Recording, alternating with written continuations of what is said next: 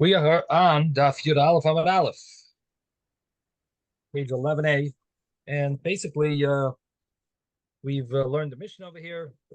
Spoke about three halachas. One is that what is the schach need to be made of, and the schach needs to be something that's um, detached from the ground, but it has to grow from the ground, and it has to be something that is not makabel tuma, doesn't receive impurity. A simple understanding of not receiving tuma, impurity, means that it's not a finished product.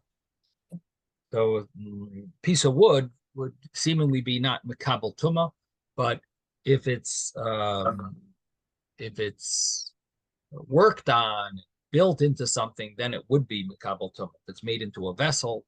So this is the Mishnah that gives us these three halachas about um, how the schach needs to be. And the Gemara had a discussion as to if a person um, uh, just cut the attached branches that are already on his sukkah, if he detached them now, would that be good enough? And seems to be a machlokes Rav and Shmuel, that Shmuel holds you need to be menanea. Initially, we thought Rav held that way, but the Gemara that we learned yesterday tells us that um, that although Rav Yosef had said that, but Rav Huna said to Rav Yosef that that's really Shmuel's halacha. That's not Rav. Rav really wasn't the source of that. Rav is actually the source of saying that it's okay the way it is. That you don't need to be menanea to lift each of the branches up. You can leave it the way it is, and it will be okay. Now the Gemara said, where do we know that Rav holds that it's okay? He basically learns it from tzitzis. And it's interesting, the case of tzitzis is a case by someone by the name of Reb Amram Chasida, Reb Amram the Pious. And he says that he put techelas, which is the basically means the blue string of the tzitzis. He placed it in the parzuma of in the clothing or the cloak of Inshe Bese. Inshe Bese literally means the people of his house. But the understanding here is his wife. Um,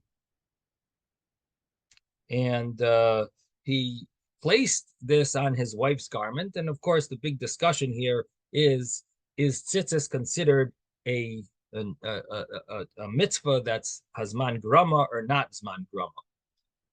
Now, one of the famous arguments about tzitzis is, does it depend on the time you're wearing it, or does it depend on the designated time for this garment? Meaning, is this the pajamas? That's called a night. Pajamas don't need tzitzis because they're a night garment. So if you wore pajamas by day, you would not need tzitzis. That's one way of looking at it. The other way of looking at it is we're not looking at the garment. We look at the time. You're wearing it by day, you're obligated in tzitzis. You wear it at night, you're exempt from tzitzis. Whatever it is, a day garment, any garment.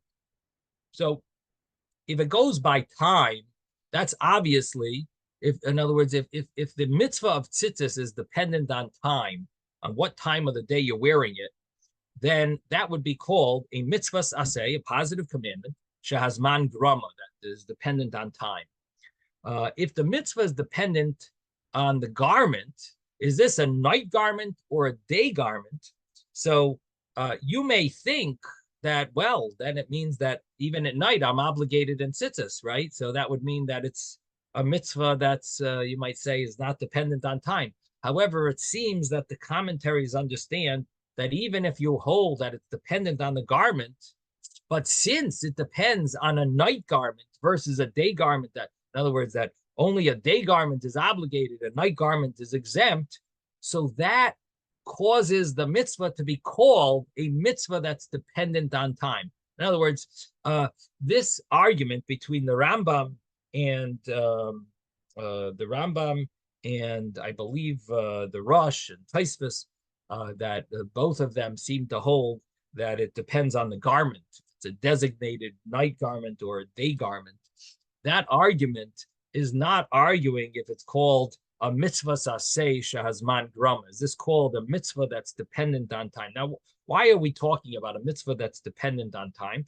Because a woman is only obligated in major commands that apply always. In other words, the regular cases that apply always. Anything that's dependent on time is only an obligation now. It's only an obligation during the day. It's all things that are only obligations at certain times that women are exempt from. So that's why women are exempt from hearing the shofar, from shaking lulav, from sitting in the sukkah. Of course, nowadays is a little different because women have seemed to be very extra from, and they've accepted upon themselves certain mitzvahs. According to many poskim, they're actually obligated in today's day and age, and hearing shofar and shaking lulav.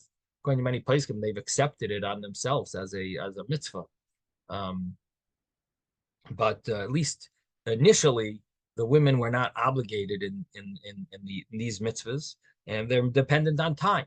But here we have an interesting case because tzitzis, according to some of the Rishonim, according to some of the commentaries of the Gemara, tzitzis is a mitzvah that's dependent on the garment.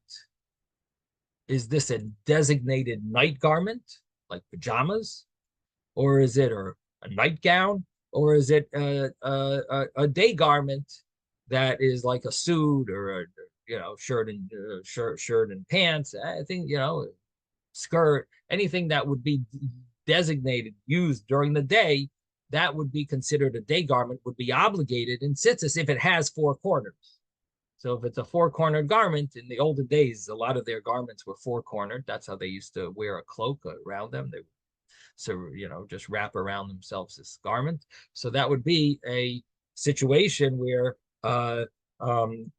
they would have to decide: do I need to put tzitzis on this garment? We don't put tzitzis on our shirts or on our pants or on our jackets because none of our garments are really four-cornered.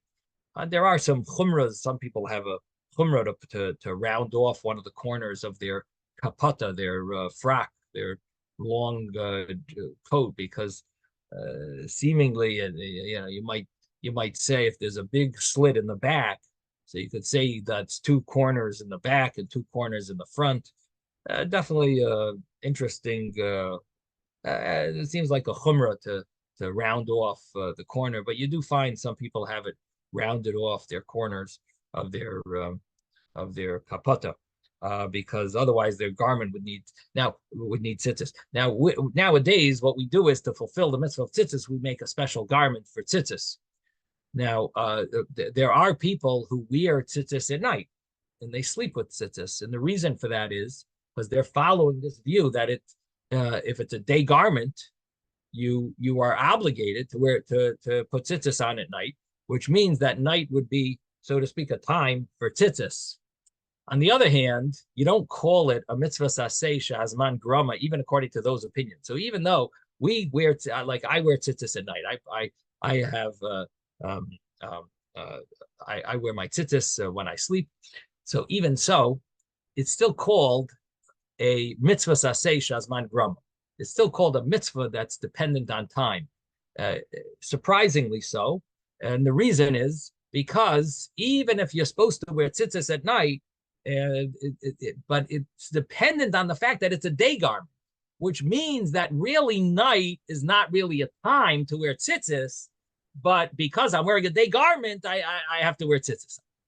So in other words, it still shows there's still an element of the fact that night is not meant for tzitzis, and that's why a designated night garment would be exempt from tzitzis.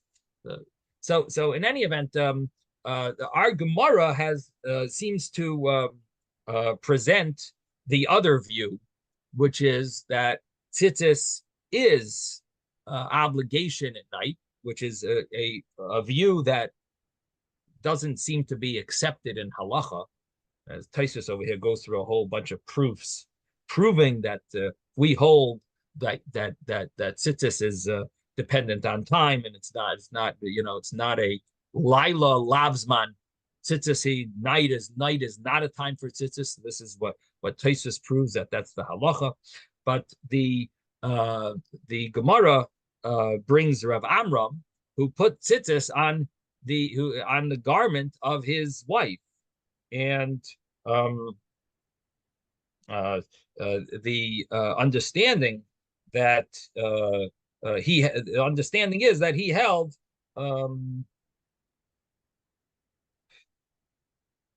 that Lila is man tzitzisi. Night is a time for tzitzis, and he held that a night garment that's designated for tzitzis is also obligated, and night is a time for tzitzis, and therefore he did that. So this is not the final halacha, but this is a view that our Gemara brings, and he attached tzitzis, and the Gemara is going to bring from that story that we'll see that Rav holds that we see from here that Rav will hold that cutting something is considered making it. And how do we see that? Because the story was not just a story that he put tzitzis on his wife's garment, but the story is that he did it in a unique way. He took a string, he divided it in half, divided it in the quarters.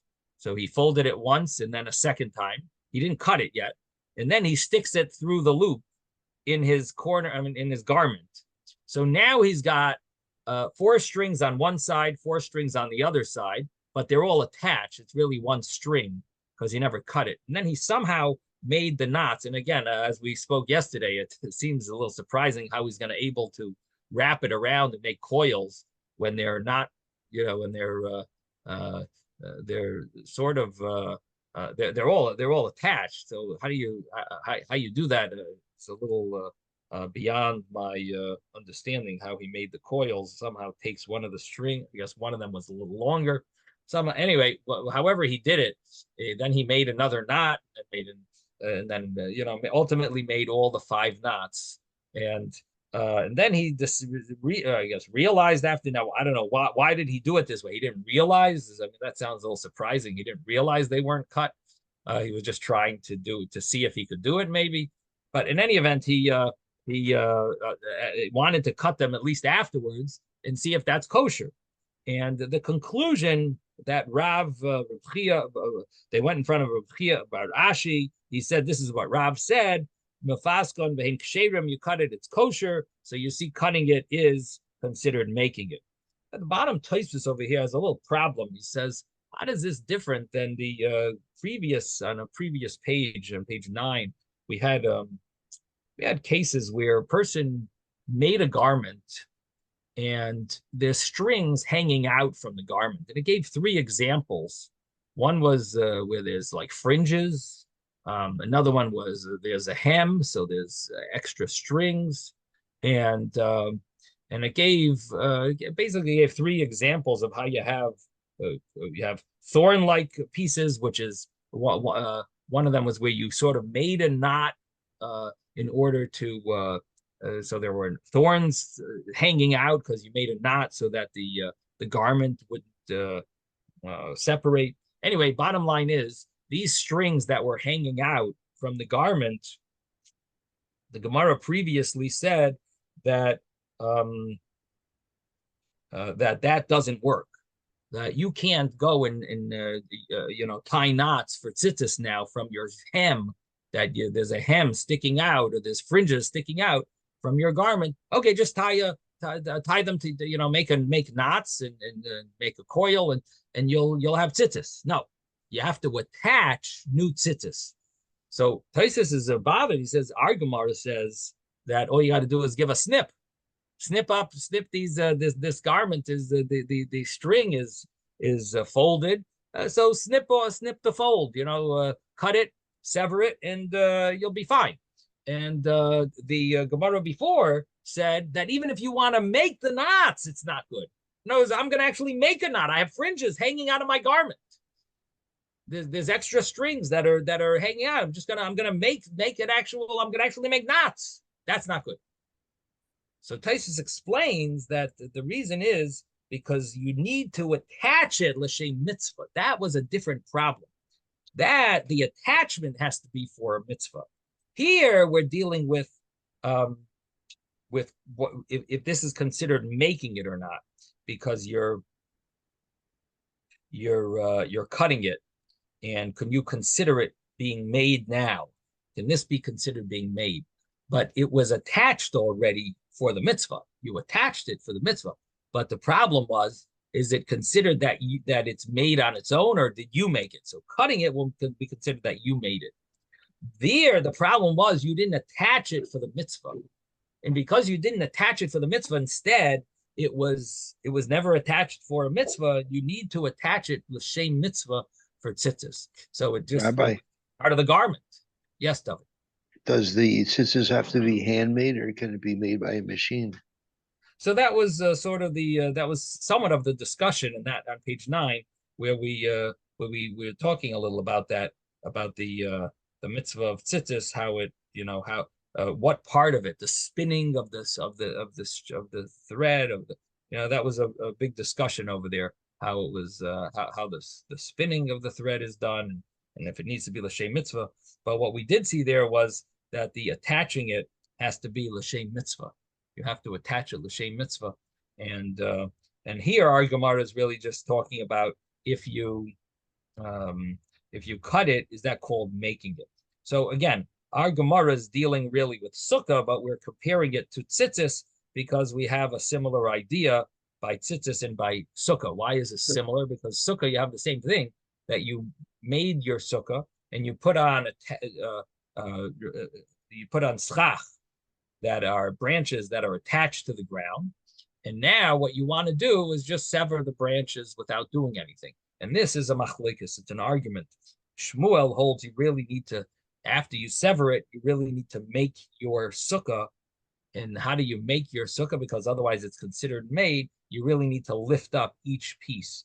But Rav seem to think that from this tzitzis case, that Rav holds that it would be good enough to just leave the schach the way it is, because we see by tzitzis, he said it's fine. Just sever it and it's fine. Okay, so Rabbi, now we have question. Yeah. So I thought we had before in the Gemara about somebody who comes across a hut in the field, that this hut happens to be what would be a sukkah, but it's really a hut because they use it for, whoever's there in the field. That's what they use. They use it all year round. Now you come, it happens to be Sukkot. Are you allowed to sit in that sukkah? Everything about it is a sukkah, except it wasn't made for sukkahs. It was made for, they needed a hut. So what happens in that case? So the main thing was that it was made for shade. Shade, right? And since it was made for shade, according to Beis Hillel, that was that would be considered okay. Here, what we're dealing with is the fact that the sukkah was not really made. It just happened. It wasn't even made. It's a tasev leimna asui. It just happens to be here. You somehow, the real case of this would be where you dug out from a grain heap, you dug out or some type of a heap of straw or something, and you just dug out a hole, and but the walls and the schach were there from before. You didn't really, it wasn't even made. So it's not called so the sukkah was never really made. It just ended up happening. And that's where we're dealing with this problem of tasa, that you have to make it. But no, in that case that you're talking about, it was made for shade. It was built, it was made properly. So here we have, so this is the issue, Rabbi, that our Gemara is dealing with. Yes, Moshe. if you have lattice and there's vines growing upward over to the top, right, is that also a situation where you cut it? That would be like that would be like the the exact case. That's like really very similar How at do least. we have? We have a lattice with vines growing up the sides, and we put schach on top. We have a pergola, and we just put the bamboos on top for sukkahs. But what would you do if the vine grows over it? The vine grows to where? Over the schach, through Doesn't go over over the the schach. roof. We put the schach on top sukkahs time. It But you grows have on the wall. It grows on the pergola. It's allowed to grow on the walls. on the walls. But what would you do if it grew along the top? It doesn't grow along the top, but if it did, I would cut it. Right. But then so Same you way cut I it. cut the tree over it so Right. that it's not over it. Right. So the question would be, if you cut it, would you be allowed to leave that branch of the vine right on top once you cut it, or do you need to lift it up, put it back down? So that would be our Gemara. So that's Moshe's question. Yes, Moshe. So that would be the case. Okay, so the Gemara says we're on Daf Yud Aleph Amud Aleph towards the bottom of the page. We're up to V'savar Shmuel. Does Shmuel really hold? Does Shmuel really hold this? And let me tell you what line we're on. V'savar Shmuel is was it 6 lines up from the bottom? 6 lines up from the bottom, page 11a.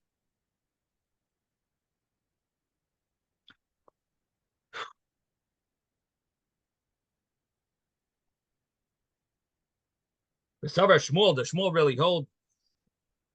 Lo yamrinan psikasan zu yasiyasan? Does he hold that when you sever it, um, um, that's not considered making it? That he doesn't hold that way? That severing it is making it? V'hatani Shmuel mishum Reb Chia. Shmuel learned, he taught in the name of Reb Chia. Hitel l'shnei pranas v'vas achas. If he placed tzitzis, and he took this string and he folded it. It's very long, and he put it into two corners, and v'achar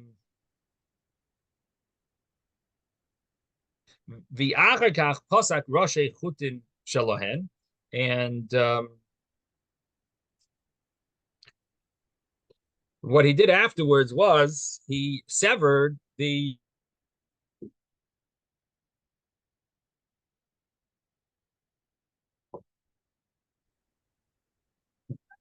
so he ended up with 2 tzitzis. Now the law is ksherin, it is kosher, and Shmuel taught this in the name of Reb Chia. Now my lav, what does this mean? Shekosher v'achar kach paisek. He tied the tzitzis probably, and afterwards he severed it. Again, don't ask me how you can do such a thing. It's got to be a talent. But the Gemara understands he must have tied it, and he cuts it afterwards. And even though they were made in a certain sense like invalid, but nevertheless, once you cut it, that's considered making it, and therefore it would be kosher. So the Shmuel holds this way. So the Gemara answer is yeah, but you can't learn. He said those words, but it doesn't mean, like we just explained it, that he tied everything. So the Gemara says loy shepaisek v'achar kosher. He cuts it and then he ties them. You could put them through 2 different strings, but you can attach it to 2 of your sides of your garment, 2 of the holes in your garment. But you got to then tie it afterwards. So you cut it, but then tie it afterwards, and then that's considered. So the Gemara says, if he did it that way, then what's it telling us? Of course, that's going to be a kosher. That's obvious that should be fine. What would be a problem with doing it that way? So the Gemara says that Mao the Tema, what might you have said? You may have thought to say that this would be also invalid. Why? So we turn the page, 11b. Be'inon knaf b'shas psil v'leko. that you might think that you need to have that at the time of attaching the strings in the corner, you would think that maybe you need one knaf and not two. At least that's where Rashi says it. That when you're attaching it, it needs to be attached to one corner, not two. But lekon, you don't have that because you attached it to two corners, and therefore maybe you would say that invalidates it. And the Gemara answers, "Kamash malan." He comes and lets us hear with Shmuel saying this halacha in the name of Reb Chia, that this is okay and it's not going to be a problem that we thought of. It's not going to be that problem. There isn't such a problem. There's no such law that it has to be one when you're attaching it. When you're tying it, yes, but when you're attaching it, you attach it to two, afterwards you cut it, and then you tie it, it's kosher. So the Gemara says, Meisvei, the Bnei Yeshiva, the students or the scholars, asked a question on what we said before in the name of Rav. That Rav holds this law about cutting it, severing it, and that's considered making the tzitzis.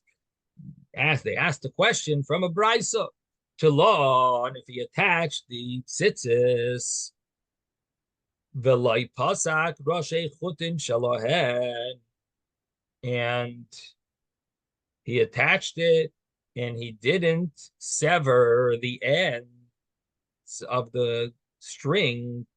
Rather, he left one string he made it in a way, like we explained earlier, that there's one long string, it's just folded over. So he attached it to the beged, to the garment. He didn't sever it. The Gemara says psulin, it's invalid. My love, psulin liyolam. The Gemara says it sounds like it's going to be invalid forever. You're going to have to redo the entire thing. And it's a tiyufta de Rav. This will prove Rav wrong. So amalach Rav will say back to you, will answer, my psulin ad sheyifsaku. It's invalid until you sever the ends. But once you sever those the strings, the ends of the folds, then it's going to be valid. And that's what it means, psulin. So it's not a contradiction to Rav, and it doesn't prove Rav wrong. Shmuel, that Shmuel holds that we don't say this halacha. Shmuel amar psulin liyolam. Shmuel would say that it's puzzle forever, and even if you cut it, because you're going to need to redo it. With a formula. Why are there all these exact constants in nature and in the cosmos? It doesn't have to be this way. It's one of the major problems in the philosophy of science. Like, the big question, why is the universe so perfectly mathematical? Okay. So the Gemara says, Shmuel holds that it would be puzzle li'olam. That's the way he would learn that. The meaning of puzzle would be puzzle li'olam. Even if you cut it, it's puzzle. It's tasev lemana also. It's made wrong, and you got to untie it and then retie it. Levi, and Levi says the same thing. Ramasa said also the name of Shmuel, that's puzzle li'olam. So it seems that that's the way they understand the brisa, contrary to Rav, who understands puzzle at this point. Ika di Amri, some say that it was said a little differently. Amar Rav Masna said, "B'didi hava uvda." I had this story that we didn't cut the ends of the tzitzis folds. Vasil kami to Rav Mar Shmuel, and I came in front of Mar Shmuel, v'amar li, and he told me psulin liyolam, and Shmuel told me that it's puzzle. So it's not that Rav Masna said something in the name of Shmuel, but Rav Masna had the story, and he went to Shmuel, and Shmuel gave this psak. And the Gemara says, they asked a contradiction. They asked a question, the Bnei Yeshiva, the students of the scholars of the yeshiva. They asked a contradiction to Rav, to La'on,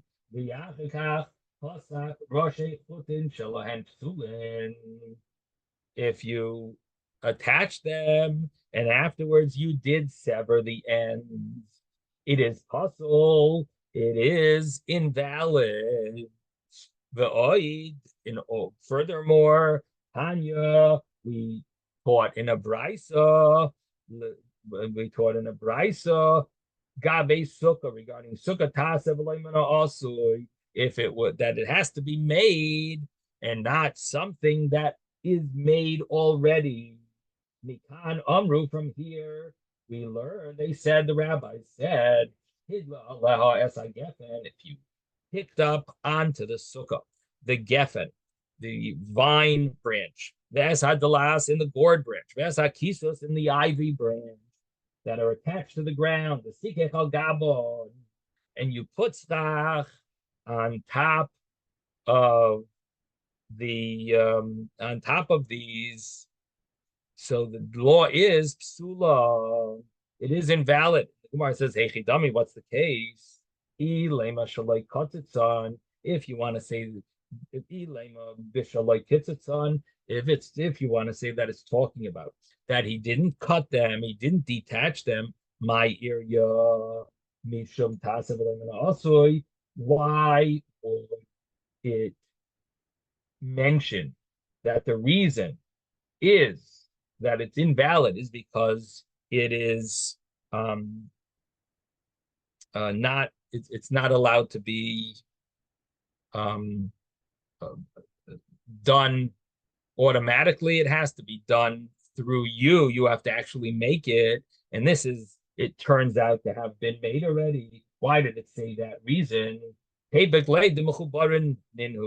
Let us use the reason. We should learn it out from the fact that it's mechuber, it's attached to the ground.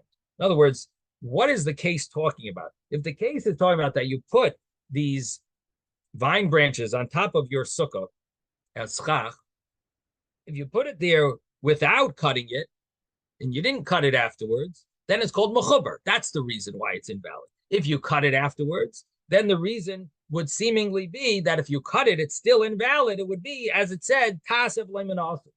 So the brisa uses the word tasev lemanasi, that you have to make the sukkah in a kosher way. You can't have a non-kosher sukkah that you sort of like pull some string, you cut off something, and now it's kosher now. It has to be made kosher. You have to make it in a kosher way. You can't just fix one little thing afterwards and say, oh, see, now it's kosher. That doesn't work that way. It has to be made in a kosher way. So the same thing is, so we see from the brisa that it uses this reasoning and not the other reasoning. So we see here that you can't come up with this claim, oh, you know why it's invalid? It's invalid because you didn't sever it. Once you sever it, it's going to be valid. No, it's not invalid because you didn't sever it, because we're talking about a case where you severed it already, because it says the reason. The reason that it says is because tasev lemanasi, you severed it, and it's still not good, because it's considered that you have it already made rather than you're making it. So the brisa seems to clearly state against Rav. It must be talking about that. It's talking about a case where you did sever it. And it's still invalid. And the reason is tasev lemanasi. So we hear from this that you don't say that cutting it is considered making it, and it's considered as if you made it now fresh and it's kosher. No. And this proves Rav wrong. So we now have two proofs against Rav. Earlier, we didn't have a good proof. And the reason was because it was unclear from the earlier brisa if you actually severed it. It says it's invalid. Is it invalid after you severed it? That would be a proof against Rav. But the brisa didn't say that. It just said you used the you were tlon, you attached it, and you didn't and you didn't cut it. So it said you attached it without cutting it. But it doesn't say if you cut it afterwards, and it says psulin. So it doesn't say, we can say it's possible even if you cut it, or we can say it's possible only when you don't cut it, but once you cut it, once you snip it, it's going to be kosher. Different ways of, you could translate it different ways. So you didn't prove Rav wrong from there. But here we got a very strong proof, because we talked about tzitzis here, and we said that you actually cut it afterwards and it's invalid. Now, if you cut it afterwards and it's invalid, that's clearly against Rav. And then we have the next brisa. Next brisa was about sukkah, and the next brisa will mention that there's a problem of tasav lemon also even when you were using a vine on top of your sukkah and you cut it. It is, well, it didn't say clearly that you cut it, but we know that has to be the case, because the reason why it's invalid is not because it's attached to the ground. It's because even if it's detached, it's not good, because it says the reason is tasav lemanasi. That reason only applies when it's detached from the ground. It is a problem of that. The fact is the sukkah was not made as a kosher sukkah. It happens to be here now and it looks kosher, but it wasn't made kosher. And therefore, it's in it says invalid. So we have clearly two proofs against Rav. So the Gemara says, Amalach Rav. Rav will answer you and say, here, what are we talking about?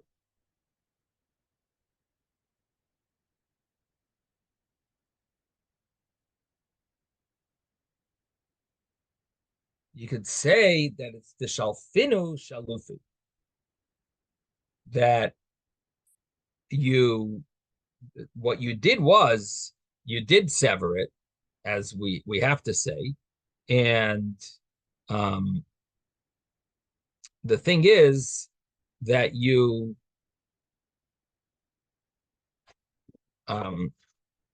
it's not visible that they are severed, and because it's not visible, in fact, it looks like they are just drawn from the tree. In other words, it looks like it's just a stretch, so to speak, from the tree, and therefore it's not clear that it's cut off, and because of that, it's not valid. But if it would be clear that it's cut off, then it would be kosher, and that's basically the way the way he wants to explain it. That it's he pulled them off the tree, but they are the vines, and he detached them from the tree, but they're still like resting or hanging. They're still there, right there. So they're definitely severed, but they're not.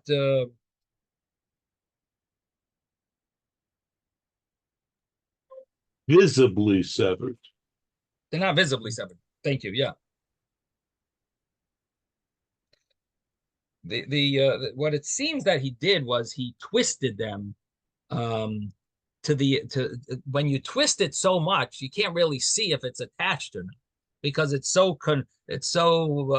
gemished, it's so samished, it's so mixed. When you try to tear a branch off and you turn it, it keeps turning and keep more turning. It's hard to see it. Did it actually sever or not? So you did it that way. It looks like it might still be attached. So that's what Rav wants to say, that because it's not recognizable, it's going to be a problem. Now the Gemara says, it's not recognizable.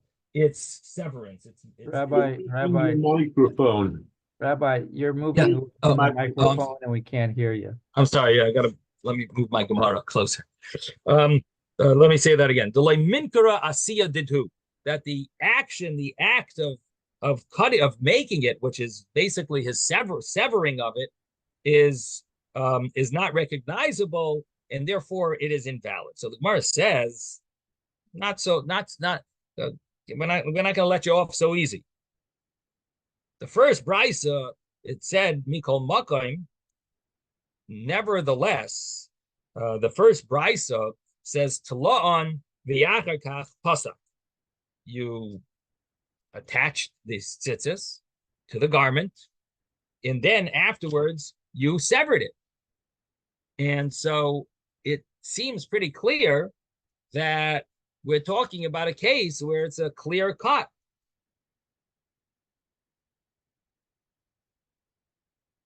And the Gemara says, kasha l'Rav. This would be a kasha on Rav, because Rav should hold that it's kosher if you cut off the strings. And the Gemara ends off kasha. The Gemara ends off, it's taka, a good question on Rav.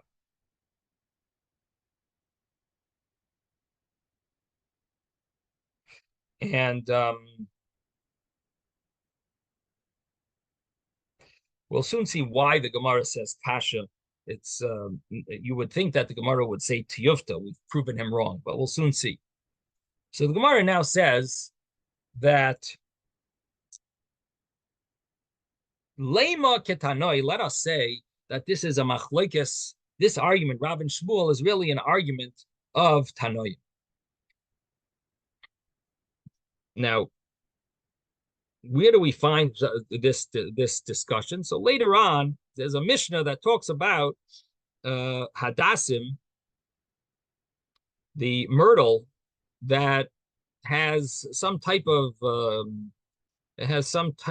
a grape on it, a little growth on it, a fruit on a tiny little fruit, which some of you probably have seen. I've seen them many times on the Hadassim. So so the Mishnah later on talks about this type of case where you have this little round growth on the Hadassim, and Calling it a berry in the Sfaria just calls it a berry, blackberry. Berry. That's a better word than a grape. Okay, we'll call it a berry. Thank you. So the berry is so it says over there in the Mishnah that if it's more berries than the leaves, it's invalid. But if you tear off the berry,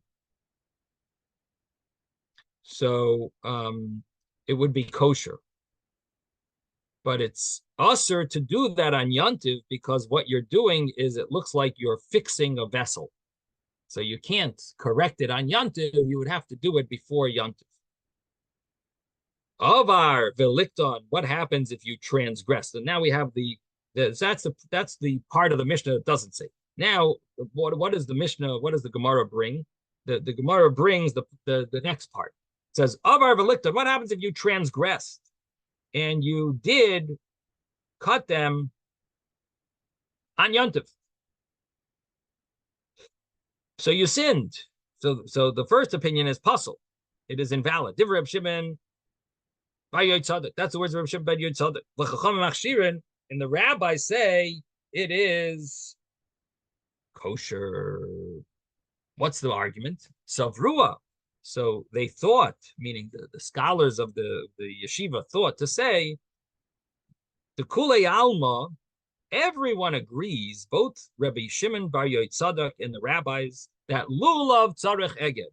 Lulav, in order to fulfill the mitzvah of lulav, you need to attach everything together, the lulav with the myrtle and the willow, the hadas and the aravos, they all have to be attached together.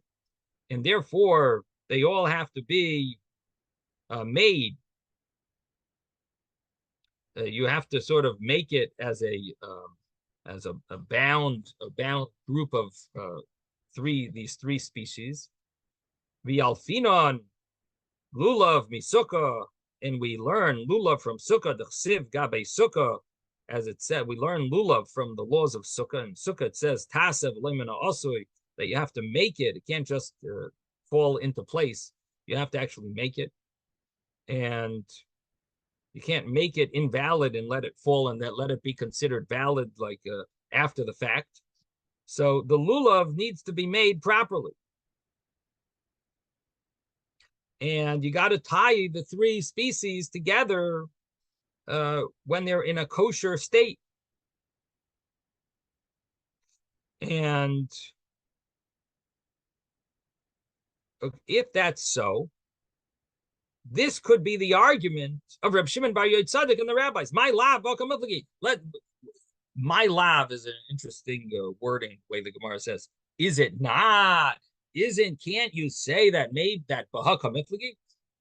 Right? My lav. Is it not is it not this argument bahakamithligi that in this they argue?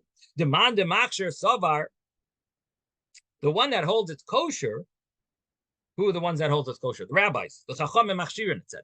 Right? The rabbi said that this was okay. You transgressed on Yontiv. You ripped off these berries. So the rabbis say it's kosher. Why? Amrinon gabe sukkah kutzisasan zuhiyas yasa. We say by sukkah that when you cut it, these rabbis would say by sukkah that when you cut it, that's considered making the sukkah.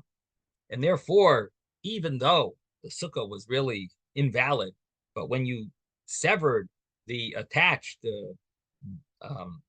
when you sever the attached branches, so you actually are making the sukkah now. The same thing would be by lulav. The gabe lulav nami amrina lekitasan zuhi yasiyasin. So when by lulav also we could say that when you pick off the berries after it was already attached, and those you attached it before Yantiv, and now you ripped off these berries on Yantiv.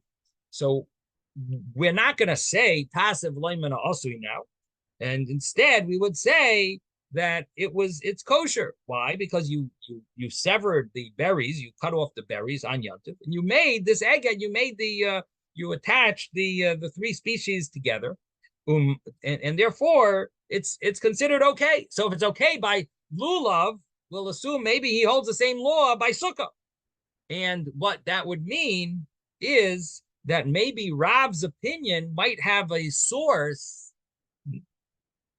that is in the Mishnah. Might be the rabbis, might be actually the source of Rav, because if they hold that you're allowed to have this lulav that has a hadas that you picked on Yontiv, and we're not gonna, and obviously you attach the lulav with the hadas and the aravais before Yontiv, and we're not gonna, you didn't reattach them together. What we're talking about is when you attach it with the pieces of the lulav, you attach the hadasim and aravais. So the Gemara is understanding that's going to be a problem. You might have gotten rid of the berries, and so you kashered your hadas, but it's still tasav lemon also. It's you're fixing it after you made it already. You can't do that. You got to make it as a kosher entity. So if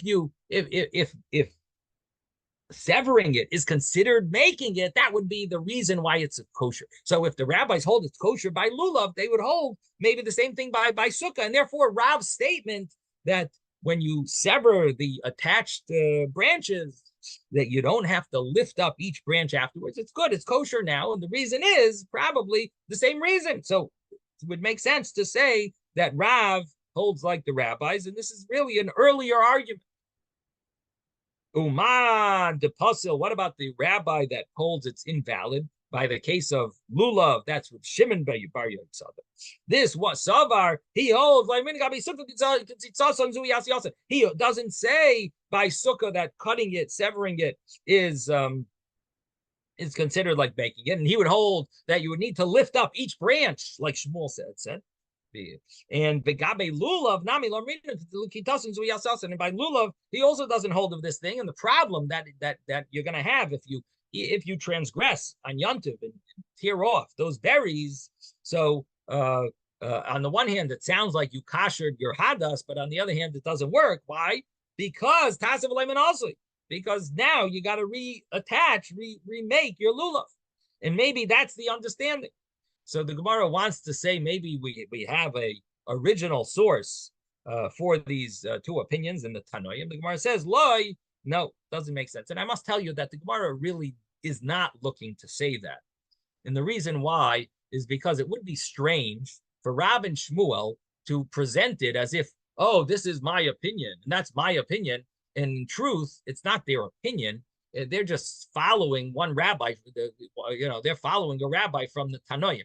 It wouldn't be right for them to make it as if it's their own. It would be inappropriate for them to claim, especially a Mishnah. It's a Mishnah. They for sure knew this Mishnah. So for them to make it as if this is my opinion, that would be wrong. So the Gemara, of course, has to go through this and explain that it's, maybe that should be the argument, but really in essence, the Gemara is not going to be satisfied. It's really not going to be satisfied by saying that, because it will be surprising. It'll leave us off with a question as to why Rav and Shmuel made it as if as if they're the authors. It's almost like it would sound like they plagiarized this argument. So the Gemara says, "Loi, the Kulei Alma." This is not the argument over there in that Mishnah. Everyone, whether Reb Shimon Bar Yotzada or whether the rabbis, they both hold lo yamrinon gabe sukkah ketzitzasan zui yasiyasan, that cutting it will be kosher and it's considered like making it. The problem that we have, the question that we have is, can you learn lulav from sukkah? Man de machshir, one that says it's kosher, savar, he says lo yalfinon lulav sukkah. We don't learn lulav from sukkah, and just because it didn't work by sukkah, but lulav we don't learn from sukkah. And if you remove those berries after you already tied it together, it would still be kosher because we're not learning the laws of lulav from sukkah. Manda Puzzle, the one that says it's invalid, Savar holds yalfinon lulav sukkah. We will learn lulav from sukkah. So in other words, everyone really agrees that we follow Shmuel in the previous discussion. And here it's only a question of how far do we take that law of Shmuel? Do we extend it to the laws of lulav or not? Does the laws of lulav have a psul of tasav lemon also? Does it have such a problem? Do we extend that law of tasa that you have to make it in a kosher way rather than fixing it afterwards and having it fall into place, but you didn't actually make it in a kosher way? Does that law apply that lulav has to be done that way as well? So that would be one way of understanding. If you want, say another way of explaining the argument.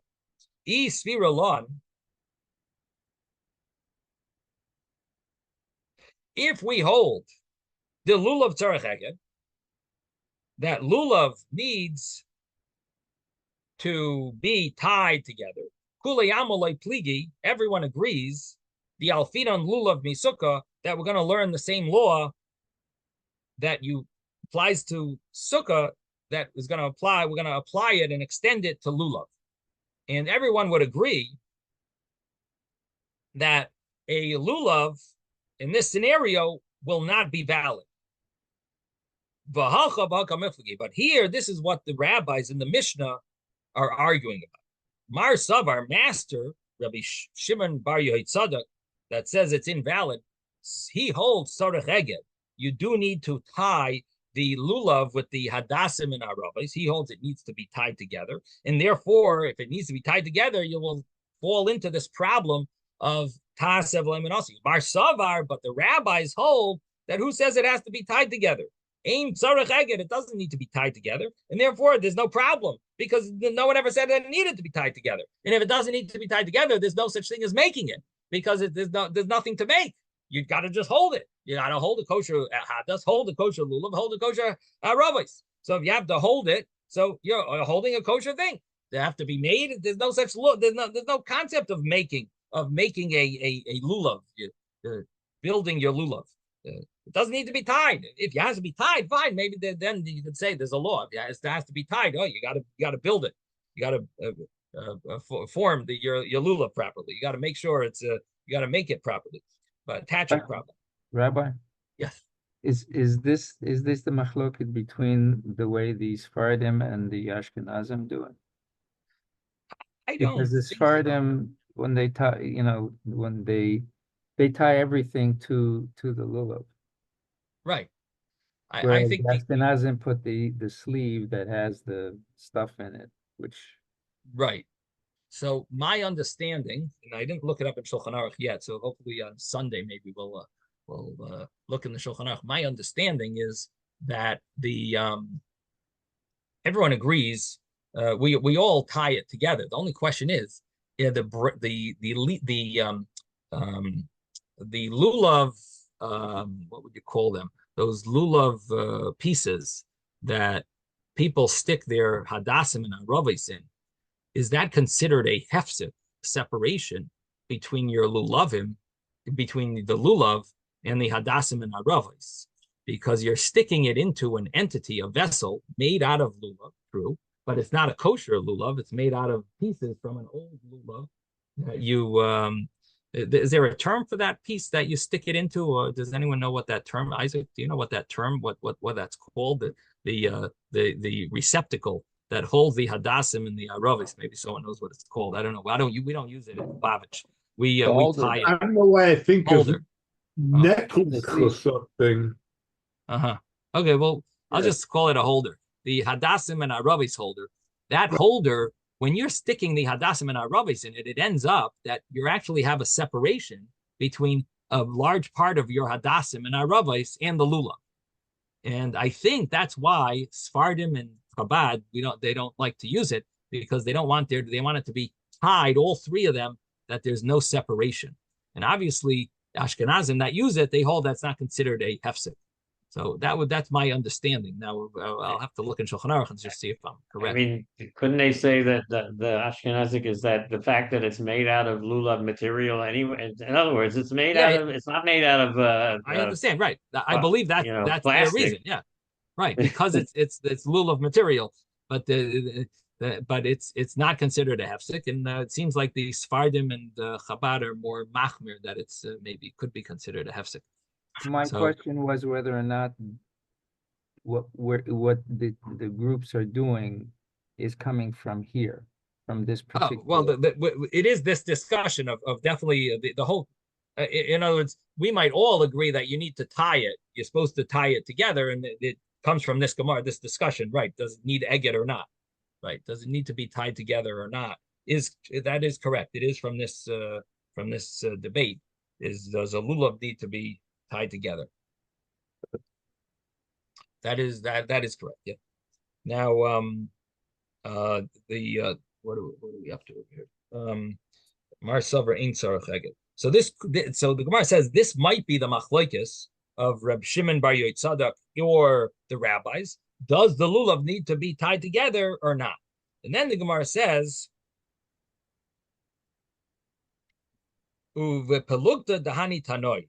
In this argument, if that's so, it'll be the same argument as other Tanoim. The Tanya, because we learned in a Tosefta, lulav, bein agud, bein she'ena yagud, that lulav, whether it is tied or whether it is not tied, it's kosher. And Rabbi Yehuda Aimer, agud, kosher, she'ena yagud, pasul. If it's tied, it's kosher. If it's not tied, it is pasul. So this would be, if that's so, that Reb Shimon ben Yotzadok and the rabbis are arguing about if it needs eget, it would actually be the same argument that other rabbis are arguing. But of course, this is a little different than the case that I said earlier, where you have later rabbis called Amoraim from the Gemara are arguing about the same argument about the Tanoim. This would be much different. This would be the Tanoim are each having their view of what the what the halacha is. And this is their discussion. It's a discussion of Tanoim, and a few Tanoim seem to hold one way, a few Tanoim seem to hold the other way. So this would be a similar machlokes. In other words, our machlokes of in the Mishnah, where we have Reb Shimon ben Yotzadok and we have the rabbis, they didn't spell out clearly what the basis of their argument is. But it could be that it's the same basis of this argument where they did spell it out. Does the lulav need to be tied or does it not need to be tied? And the Gemara says, "My taima de Reb Yehuda." What is the reason of Reb Yehuda? Yalaf lakicha me'agudas ezov, that we learn from when they would when they took the ezov is the hyssop by the korban Pesach when they were in Egypt. They dipped into the dipped into the blood, the mashkos. And they write the blood on the doorpost. The doorpost. So when it says here lakicha, it says olakachtem agudas. By Pesach, it says olakachtem agudas ezov. Take a branches, an aguda of ezov. Uksiv hachan. It says here by lulav olakachtem lachem b'yom harishon. You got to take these different species for the mitzvah of shaking lulavs. So it says mala halon, just like over there, it says aguda ba'aguda. Afkan ba'aguda. So so the understanding is that there's a gzeira shava that says there, look, lakicha, and it says here lakicha, and just like over there, it's aguda, a bunch. So here also it has to be it's a bunch, it means a bunch together, it means it's tied. So afkan ba'aguda has to be bunched together. Rabbanan lakicha le'yafina, and the rabbis don't have this gzeira shava, this way of expounding that we learn one from the other, and therefore that you wouldn't know that necessarily do you need to have a good reason. I'm just thinking, and